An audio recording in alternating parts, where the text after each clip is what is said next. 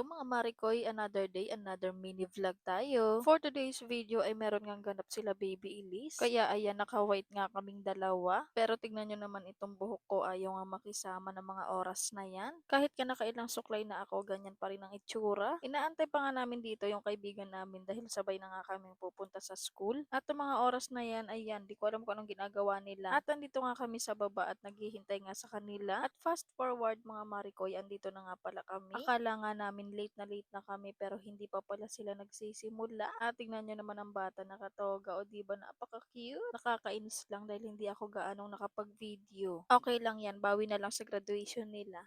Hoy! At pagka-uwi nga pala namin, binihisan ko na rin siya at pinatulog ko na nga rin. Dahil alam kong antok na siya dahil grabe nga yung toyo niya. At habang tulog nga si Baby Elise, eto nga at naghugas na ako ng plato. Magsisipag-sipagan nga muna ako for today's video. Charot!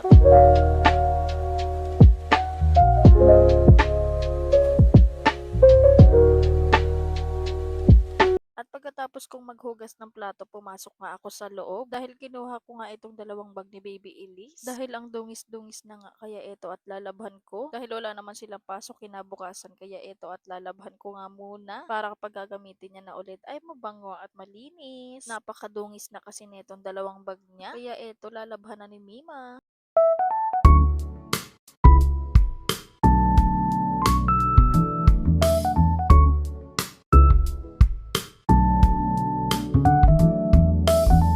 At saktong-sakto nga dahil pagkatapos ko maglaba ay nagising na rin si Baby Elise. At eto, may toyo na naman siya. Grabe, napaka-attitude ng bata na to. Hoy sis, minimi mo yarn. Charing. Noong mga oras na yan, mga Marikoy, papunta nga kami sa papa niya. At tignan nyo naman, nakasimangot nga siya habang naglalakad kami. At pagkadating dito sa shop, eto, nag-iba na nga yung mood. O diba, ang bilis talagang magbago ng mood ng babae. Hoy sis, kasama ka doon.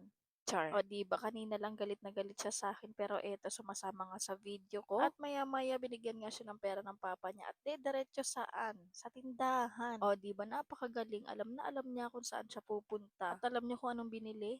Ayan, lollipop. Ewan ko na nga lang talaga kung hindi yan mabulok mga ngipin mong bata ka. Napakakulit mo. At pagka-uwi nga namin, meron ngang nagbigay sa kanya nitong mga libro. Kaya naman ayan, pinatry ko nga sa kanya. Kaya naman na niyang magsulat pero kailangan nga yung may trace-trace pa. At nasusundan naman niya kahit papaano. Yun nga lang, nahihirapan ako magturo. Paano ba naman kasi ayan, kaliwete. Pero at least ayan, nagagawa nga niya yung pinapagawa ko. O diba, napakagaling. Basta may trace, kaya niya na yan. At dahil napagod na nga siya sa pagsusulat, eto nga at maglalatag na ako. Ipaglalatag ko na ang mahal kong prinsesa.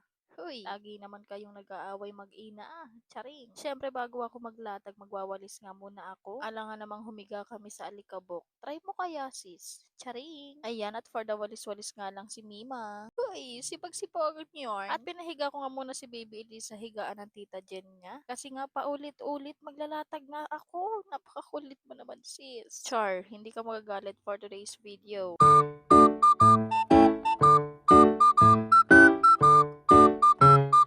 At tapos na nga pala ako maglatag ng mga oras na yan, mga Marikoy. At ang mga oras na yan, eto, napaka-haggard ng person. Grabe, napaka-haggard mo sis. Hoy!